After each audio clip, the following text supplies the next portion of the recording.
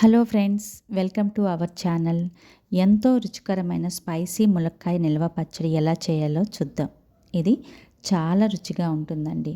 మొత్తం లంచ్ దీంతోనే తినేస్తారు, అంత రుచిగా ఉంటుంది. ఎక్కడ స్కిప్ చేయకుండా నేను చెప్పే కొలతలతో ఇలా ట్రై చేయండి. తప్పకుండా రుచికరమైన స్పైసీ ములక్కాయ నిల్వ పచ్చడి మీరు కూడా ఈజీగా చేసుకోవచ్చు. ఎలా చేయాలో చూద్దామా మరి. ముందుగా స్టవ్ మీద ఒక కళాయి పెట్టుకొని అందులో ఒక స్పూన్ మెంతులు, ఒక స్పూన్ ఆవాలు, ఈ రెండింటిని వేసుకొని మంచిగా దోరగా వేయించుకోవాలి. ఎర్రగా వచ్చేంత వరకు, చిటపటలాడేంత వరకు మంచిగా దోరగా వేయించుకొని ఈ వేడి చల్లారిన దాకా పక్కన పెట్టుకోవాలి. ముందు ఇది పక్కన వేడి చల్లారిన తర్వాతే మనం ఏ ప్రాసెస్ అయినా చేయాలండి ఇందులో. సో ఇది పక్కన పెట్టుకున్న తర్వాత ఇక్కడ నేను 5 ములక్కాయలు తీసుకుంటున్నాను. కొద్దిగా కండున్న ములక్కాయ తీసుకోవాలి. కండలేని ములక్కాయ పనికిరాదండి. కండున్న ములక్కాయ అయితే మనకి నిల్వ పచ్చడి కాబట్టి ముక్క ఊరిన తర్వాత ఆ టేస్ట్ అనేది బాగుంటుంది. మనకి కండు ఉంటుంది కాబట్టి కొద్దిగా తినాలి అనిపిస్తుంది. సో ఇలా ముక్కలన్నీ కోసుకున్న తర్వాత పక్కన పెట్టుకుందాం. ఆ తర్వాత మనం మిక్సీ జార్ తీసుకొని ఏదైతే మనం వేయించి పక్కన పెట్టుకున్నామో ఆవాలు, మెంతులు, ఇది మంచిగా మెత్తగా పౌడర్ చేసుకుందాం. ఇది పౌడర్ చేసుకున్న తర్వాత సేమ్ మిక్సీ జార్లోనే మనం అల్లం, వెల్లుల్లి తీసుకొని కచ్చా బిచ్చగా మనం గ్రైండ్ చేసుకోవాలి. పేస్ట్ లాగా అస్సలు చేయొద్దండి, ఎందుకంటే పేస్ట్ చేస్తే వాటర్ వచ్చేస్తుంది. కచ్చా బిచ్చగా చేసుకుంటే పక్కన పెట్టుకుందాం. ఇప్పుడు ఇది కచ్చా బిచ్చ చేసుకుని పక్కన పెట్టుకున్నాం కదా. ఇప్పుడు ఆల్రెడీ మనం కళాయి వేడైన తర్వాత 250 ml ఆయిల్ తీసుకుందాం. 250 ml ఆయిల్ తీసుకొని ఈ ఆయిల్ కంపల్సరీ వేడైన తర్వాత మాత్రమే మనం ములక్కాయ ముక్కలు వేసుకోవాలి. సో ఆయిల్ వేడైంది కదా, ఇప్పుడు ములక్కాయ ముక్కలన్నీ వేసుకొని ఈ ములక్కాయ ముక్కలు ఎక్కువసేపు వేయించకూడదండి. జస్ట్ 2-3 minutes వేయించుకుంటే సరిపోతుంది. పచ్చడి వాసన పోవాలి మనకి. ఎక్కువసేపు వేయించుకుంటే ముక్క అనేది విరిగిపోతుంది. అలా విరిగిపోతే పచ్చడి అస్సలు బాగోదు. కాబట్టి 2-3 minutes మాత్రమే పచ్చి వాసన పోయిందాకా ఇలాగ సరిపోతుంది. ఇలా వేయించుకొని ఈ ముక్కలన్నీ తీసి పక్కన పెట్టుకొని చల్లారనిద్దాం. నూనె ఎక్కువసేపు చల్లారనివ్వకుండా కొద్దిగా చల్లారిన తర్వాత మనం అంతలోకి చింతపండు తీసుకుందాం.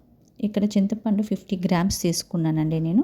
ఇది మంచిగా కడుక్కొని వేడి నీళ్ళు పోసుకొని కొద్దిసేపు నానిన తర్వాత దాకా పక్కన పెట్టుకుందాం. ఇప్పుడు ఆల్రెడీ ఆయిల్ ఉంది కదా మనకి, ఈ ఆయిల్ పూర్తిగా చల్లారలేదు, కొద్దిగా వేడిగా ఉంది. ఇలా వేడిగా ఉన్నప్పుడే మనం 1/2 teaspoon మెంతులు, 1/2 teaspoon ఆవాలు, అలాగే మనం పక్కన పెట్టుకున్న అల్లం, వెల్లుల్లి కచ్చాబెచ్చగా పెట్టుకున్నాం కదా, సో అది ఇందులో వేసుకొని కలుపుకోవాలి. ఇలా కలుపుకోవడం వల్ల లైట్గా ఏదైనా వాటర్ ఉంటే ఈ వేడికి అది పోతుంది. సో ఇది కూడా పక్కన పెట్టుకుందాం. ఇప్పుడు మనం చింతపండు మంచిగా పిసికి గుజ్జు తీసి ఈ గుజ్జుని మంచిగా పేస్ట్ లాగా వచ్చిందాకా మనం వేడి చేసుకోవాలి. పేస్ట్ లాగా అంటే దీంట్లో కూడా వాటర్ కంటెంట్ ఉంటుంది కాబట్టి ఆ వాటర్ కంటెంట్ మొత్తం పోయి అది మంచిగా బాయిల్ అయ్యి ఈ పేస్ట్ లాగా వచ్చిన వరకు బాయిల్ చేసుకొని పక్కన పెట్టు. ఇది కూడా వేడిగా ఉన్నప్పుడు ఏది చేయొద్దండి, ఇది కూడా చల్లారాలి. ఇలాగ పేస్ట్ లాగా రావాలన్నమాట. చూసారా, ఇలా పేస్ట్ వచ్చిన తర్వాత స్టవ్ కట్టేసి ఇది పక్కన పెట్టుకొని ఫస్ట్ చల్లారనిద్దాం. ఇప్పుడు ఆల్రెడీ మన కళాయిలో నూనెలో ఇది అల్లం వెల్లుల్లి పేస్ట్ వేసుకున్నాం కదా, ఇది కూడా ఆల్రెడీ చల్లారిపోయింది. ఇందులో మనం వేయించి పెట్టుకున్న ఆవాలు, మెంతుల పేస్టు, ఈ కప్పుతో నేను 3/4 ఉప్పు, 3/4 కారం తీసుకున్న. ఆ తర్వాత మనం చల్లార్చి పక్కన పెట్టుకుని చింతపండు గుజ్జు, ఆ తర్వాత ఈ గుజ్జు కూడా వేసుకున్న తర్వాత 1/2 teaspoon పసుపు, తర్వాత కొన్ని వెల్లుల్లి రబ్బలు, ఇవన్నీ కలుపుకొని ఎలాంటి ఉండలు గెడ్డలు లేకుండా మంచిగా ఆయిల్లో కలుపుకొని. ఇప్పుడు మనకి ఆయిల్ కంటెంట్ తక్కువైంది. సో ఆయిల్ తక్కువైంది కాబట్టి మళ్ళీ ఏదైతే కొలత ప్రకారం తీసుకున్నానో 250 కొలత ప్రకారం దాంట్లో 1/2 తీసుకున్నాను. ఇది వేడి చేసి పక్కన పెట్టుకున్న ఆయిల్ అండి, పచ్చి ఆయిల్ వేయొద్దు. సో దీంట్లో ములక్కాయ ముక్కలు వేసేసి మొత్తం కలిపేసుకొని పక్కన పెట్టుకోవాలి. మనం సపరేట్గా ఇంకో బౌల్లో కూడా వేసేసుకుందాం. ఇలా బౌల్లో వేసేసుకున్న తర్వాత ఇప్పుడు మళ్ళీ దీని తాలింపు కోసం మనం స్టవ్ మీద కళాయి పెట్టుకొని, ఆల్రెడీ ఇందులో ఆయిల్ ఉందండి.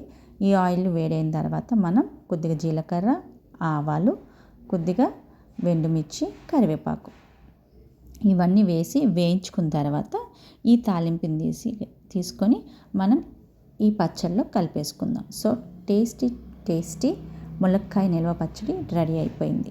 ఇలాగా నైట్ మొత్తం పక్కన పెట్టుకొని మార్నింగ్ కొద్దిగా మనకి ఆయిల్ పైకి వస్తుంది.